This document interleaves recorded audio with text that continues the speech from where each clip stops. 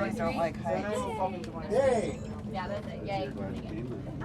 So, like I said, we're the oldest aerial lift in Canada, 45 years old. And in fact, we've been on this mountain, like I said, 45 years.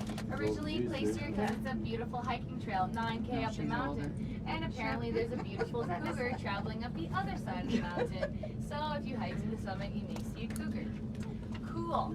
In the mundane region, you'll find other hunters like lynx, wolves, coyotes, and such other animals as elk, caribou. The woodland caribou is the most northerly point on this mountain. You'll find them, and in fact have just been put on the endangered watch list. If you didn't, very disappointing.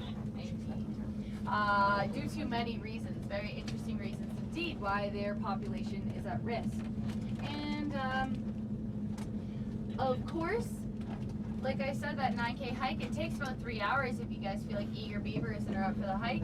Or I could just tell you some interesting information, such as a superhuman. Did you know how fast a superhuman can travel up this mountain? Any guesses?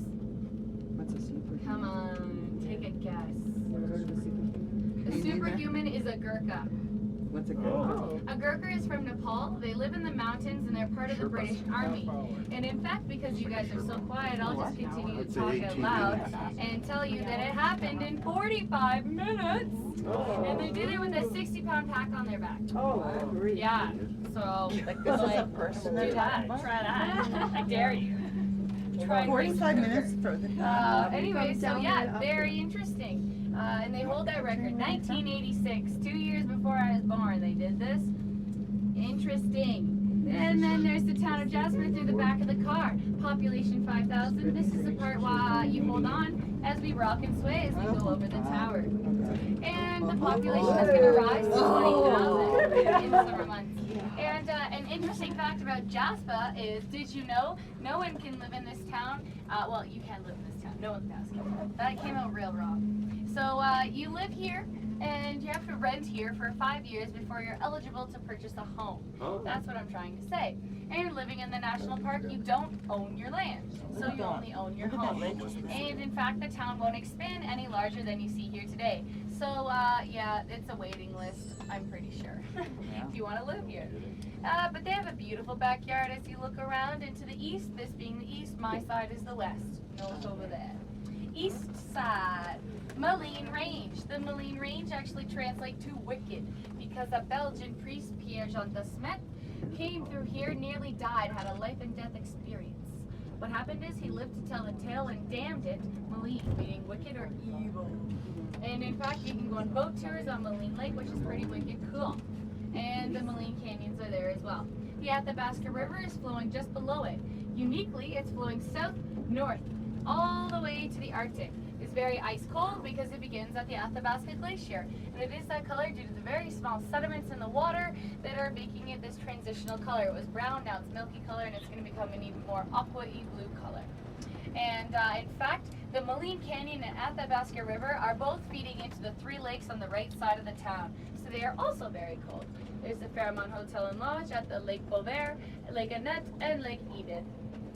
There's the Collin Range behind the town, and behind here, due north, is Pyramid Mountain. Pyramid Mountain marks the beginning of the Victoria Cross Range, which goes all the way west. Pyramid Mountain is one of the top 3 hikes to do here, Roche Banon being another one on the Collin Range, and the Indian Ridge here at the top of Whistler's, which is off bounds right now due to the weather conditions. But the Victoria Cross Range, as you may know, that is the award given to people who were in the Second World War for their bravery. And over here, that first mountain peak is the beginning of the Yellowhead Range going west. That actually marks the Continental Divide with the Miette River in the valley below.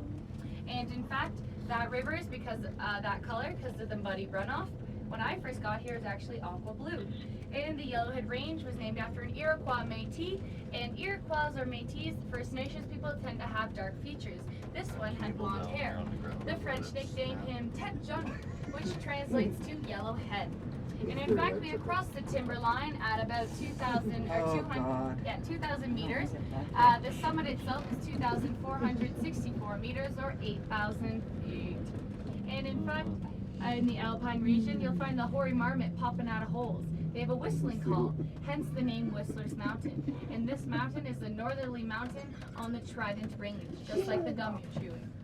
Or maybe not. I don't know. Anyways, so up here, 1.2K height to the summit. You'll see shortly the ridge, it dips down beyond the summit and continues on. The Indian Ridge beyond that, like I said, is closed. So feel free to do this hike. But did you know, of course, in the alpine region, it drops below zero every night, causing it very hard for plants to grow. So stick to the trail. You cannot remove rocks here as well because you're onto the national park when you're climbing that mountain. If you pick or trample a flower, it pretty much won't grow back because it takes generations for these plants to actually